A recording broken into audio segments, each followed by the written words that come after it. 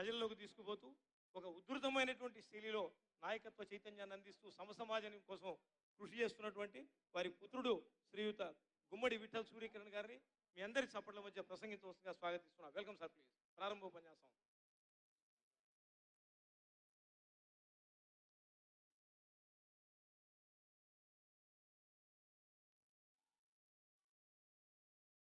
మిత్రుడు తీవ్ర స్థాయిలో అందరికి కూడా ప్రజలంటే గద్దర్ అంటేనే ప్రజలు. ప్రజా గాయకుడు అని, ప్రజా బంధువు అని, ప్రజా యుద్ధనౌక అని, ఇలా ఎన్నో పేర్లతో ప్రజలందరూ పిలుచుకుంటారు. ఈ సందర్భంగా గద్దర్ ఫౌండేషన్ నాన్న జయంతి రోజు గద్దర్ ఫౌండేషన్ ప్రకటించడం నాకెంతో బాధ్యతతో ఈ ఫౌండేషన్ని నేను ఈరోజు ప్రకటిస్తున్నాను. దీంట్లో సందర్భంగా రాష్ట్ర ప్రభుత్వం, మన ప్రియత ముఖ్యమంత్రి గారు రేవంత్ రెడ్డి గారు, అలాగే ప్రియతమ డిప్యూటీ ముఖ్యమంత్రి గారు బట్టి అన్న గారు, అలాగే టూరిజం మంత్రివర్యులు జూపల్లి కృష్ణారావు గారు, అలాగే మన పొన్నం ప్రభాకర్ సార్ గారు, ఫౌండేషన్ తరఫున ఈరోజు మేము వచ్చిన ప్రజలందరికీ అలాగే పెద్దలందరికీ కూడా పేరు పేరున వందనాలు తెలియజేస్తున్నాను. ఈ ఫౌండేషన్ ఏర్పాటు చేయడానికి ముఖ్యంగా నాన్న లెగసీని ఎట్లా ఒక పాటలో రాసిన నాన్న, మూగబోయిన గొంతులో రాగమోరు తీసెదరు, బీరబోయిన గొంతులో జీవమోరు పోసెదరు, జానపద జీవకణంలో జీవాక్షరాలెన్నో అని. ఈ పాట విన్నప్పుడల్లా నాకు ప్రతి క్షణం అనిపిస్తుంది, దాంట్లో ప్రశ్న ఉంది, దాంట్లో సమాధానం ఎక్కడుంది అని. ఆ సమాధానం వెతికే క్రమంలో నాకు ఒకటే అనిపించింది, గద్దర్ అంటే ఎవరు? గద్దర్ అంటే ఎవరు? ఈ పాట ఎందుకు రాసిండు? గద్దర్ అంటే భారతదేశ పీడిత ప్రజల పక్షాన ఒక శబ్ద తరంగం.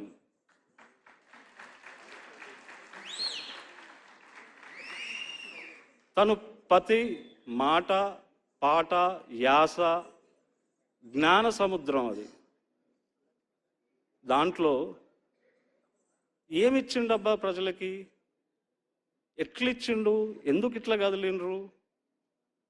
వాళ్ళు ఏం కోరుకుంటున్నారు ప్రజలు అన్నప్పుడు ఒకటి అర్థమైంది, ఏం పొడగొట్టుకున్నారు ప్రజలు? అసలు గద్దరనని ఎందుకు ఇంత అభిమానిస్తారు? నాయనతో కూర్చున్నప్పుడు నేను నా తండ్రిగా కూర్చొని మాట్లాడుతుంటే అది ఎన్నో రకాల మరుపు తిరిగినాక చివరికి ఆయన ప్రభావంతో ఎంత ఉండేదంటే, నేను ఒక అభిమాని అయినా కానీ కొడుకును ఇప్పుడు అర్థమవుతుంది నాకు ఆ బాధ్యత. అప్పుడు అర్థమైంది, గద్దర్ అనే పేరు ఈ ప్రపంచానికి తిరిగి గద్దర్ ఫౌండేషన్ ద్వారా తను తీసుకున్న కార్యక్రమాలు కేవలం పోరాటాలే కావు, తను ఎన్నో సామాజిక కార్యక్రమాలు తీసుకున్నాడు.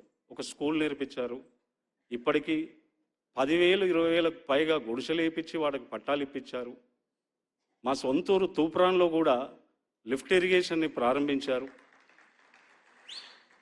ఎన్ని ఉద్యమాల్లో పార్టిసిపేట్ చేసినా కూడా, అది ట్రేడ్ యూనియన్స్ ఉండొచ్చు, మన తెలంగాణ ఉద్యమం ఉండొచ్చు, ఏదైనా సరే అది ఖచ్చితంగా తన పార్టిసిపేషన్తో సఫలీకృతం జరిగిందని ఈరోజు సగౌరవంగా మీ అందరి కొడుకుగా నేను నమస్కరించుకుంటున్నాను.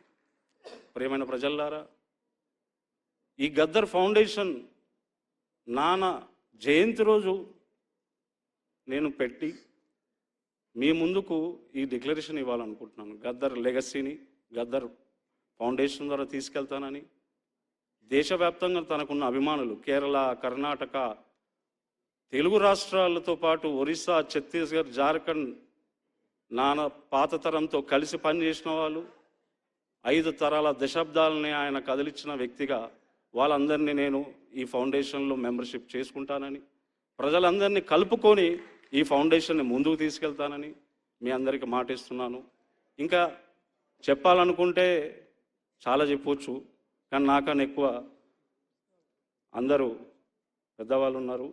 వాళ్ళు చెప్తే నాకు గద్దర్ ఫౌండేషన్కి ఒక తృప్తినిస్తుంది. మీ అందరికీ, ఇక్కడికి వచ్చేసిన పెద్దలందరికీ, ప్రజలందరికీ పేరు పేరున గద్దర్ ఫౌండేషన్ తరఫున వందనాలు తెలియజేస్తున్నాను. ముఖ్యంగా మన ప్రియతమ నాయకులు శ్రీ రేవంత్ రెడ్డి గారు, అలాగే శ్రీ భట్టి అన్న గారికి ప్రత్యేక ధన్యవాదాలు తెలియజేస్తున్నాను. మేము అడిగిన వెంటనే మాకు జీవోన్ రిలీజ్ చేస్తూ సూర్యం గద్దర్ ఫౌండేషన్ ఆధ్వర్యంలో జరుగుతున్నది, మేము కలిసి ప్రభుత్వం మనం కలిసి పనిచేస్తాం, గద్దర్ అన్న మనతో కలిసి పనిచేసిండు, అట్లనే ఈ ప్రభుత్వం గద్దర్ ఫౌండేషన్తో పాటు ఈ ప్రతి కార్యక్రమం ఏదైతే ఉందో జయంతి ఉత్సవాలని మనం ప్రజా కార్యక్రమంగా తీసుకొని ముందుకు తీసుకెళ్తున్నాం. We are with you, go ahead అని ఈ మాటతోని, ఈ ధైర్యంతోని ఈరోజు నేను మీకు ఈ గద్దర్ ఫౌండేషన్ని ప్రకటిస్తున్నాను.